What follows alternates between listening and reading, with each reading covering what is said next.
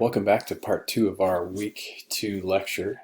In the last video, we spent some time talking about a framework for how to view potential art objects, how to understand the balance of materials and concept that they might have or might not have. So moving forward from here, I think we have an idea of how we can look at art. It doesn't always have to be such a strict black and white, it's art or it's not. Even the act of looking at a piece of art and trying to place it somewhere along this sliding scale that we have, we've already begun functioning as an art critic. The word critic, or when we think of criticism, art criticism, literary criticism, photography criticism, it can bring with it some negative connotations. So it might be helpful for us to define what we mean by criticism. If any of you have ever been in a studio art class or a photography class where you're actually making photographs or you're making art, then you've either been a part of or witnessed a group critique session.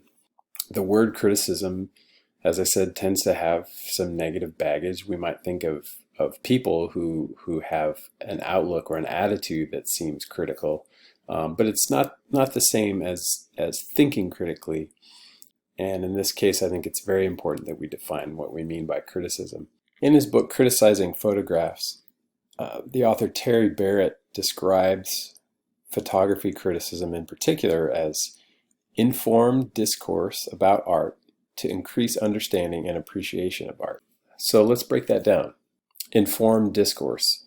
So it assumes that we have information, we're not operating from ignorance, and it's a conversation, and we're seeking to understand the work better as well as hopefully appreciate it. He also quotes in his book Harry Braude, who says that the goal of art criticism is enlightened cherishing. So think of those two words, just those two alone. We're using our minds, as Barrett said, so that we can understand it better, but we're also cherishing it. So that implies that we're using our emotions. Often the emotions come first, and sometimes it's a very negative emotion first. And when that happens, often there's not much time spent circling back and trying to understand it better. So the enlightenment part might not ever come, and the person viewing the work might stay with that negative emotion and never proceed any further. But if we take the time to understand it, it might change that emotional reaction. There's pieces of work I've encountered that initially I didn't understand at all, I didn't like at all. But as I learned more about them and gave it some more time and considered what the artist was attempting to do, and then learned how they did it and gathered a lot more information, sometimes my reaction changed to maybe like a grudging respect, where I said, okay, it's still not my kind of thing, but I can see what they're doing. And other times it changed to appreciation.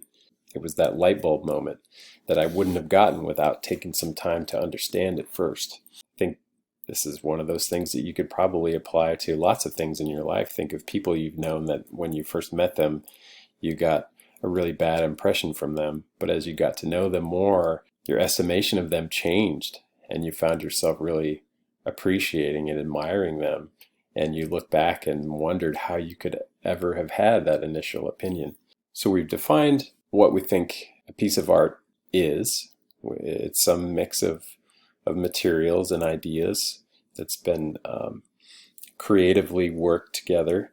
We think we understand what it is that we're going to try to do in the act of looking critically at photography and art. But now we need to understand how this process works. How do we get to that increased understanding?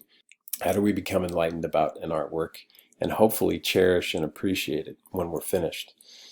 Barrett breaks it down into 4 major activities. The first one simply being description. So what am I looking at? What can I say for certain about what's in the photo? This is pretty straightforward and should be relatively objective. When we look at a photo, let's say it's a photograph of a dog, there's certain things that are in the photo and certain things that are not. So we would be looking at it and cataloging, okay, there's a dog, it's how large does it appear to be? Maybe can we tell what breed it is? Where's the light coming from? Does the light tell us anything? Does it seem to imply a certain time of day? What's the expression, or what sort of actions is the dog performing? So we're just looking at what can be seen in the photo, and we're trying to kind of go through and try to pick all those things out. That it's all information that can help later on when we're trying to understand the photo. But first we have to just put our finger on what is it that we're seeing. The next step is interpretation. Barrett defines this as to make sense of something. I think that's pretty straightforward. He also describes it as giving voice to signs that don't speak on their own, or seeing something as representing something, expressing something, being about something. We mentioned that a little bit earlier, the difference between being about something or simply being a picture of something. Being a response to something, or belonging in a certain tradition, or exhibiting certain formal features. But I really like looking at it as representing something. I also like the idea of an interpretation giving voice to signs that don't speak on their own. So this is digging a little deeper than simply describing what the photograph looks like. The next step would be evaluation, and that is where we ask the question, is this a good photograph? We're wondering, did this photograph do what it set out to do, or what it seems to be about? Does it accomplish that goal? Oftentimes when people have a strong reaction to a photograph, they jump directly to evaluation and will say, I hate this, it's bad, or I love it, it's great. But they haven't really spent much time looking at it to really make sure they've seen everything in the photo.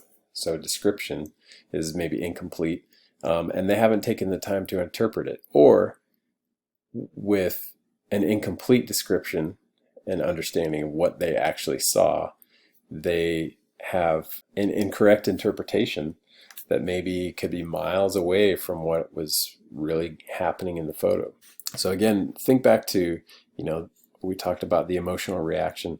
When we have one like that, positive or negative, we want to say, okay, what makes me feel that way? Evaluation, though, comes after description, interpretation, where we need to really understand the photo. This is where we can say whether or not we think it was successful. Doesn't mean it's a good or bad photo, but it's more about, did it succeed in what it was trying to do?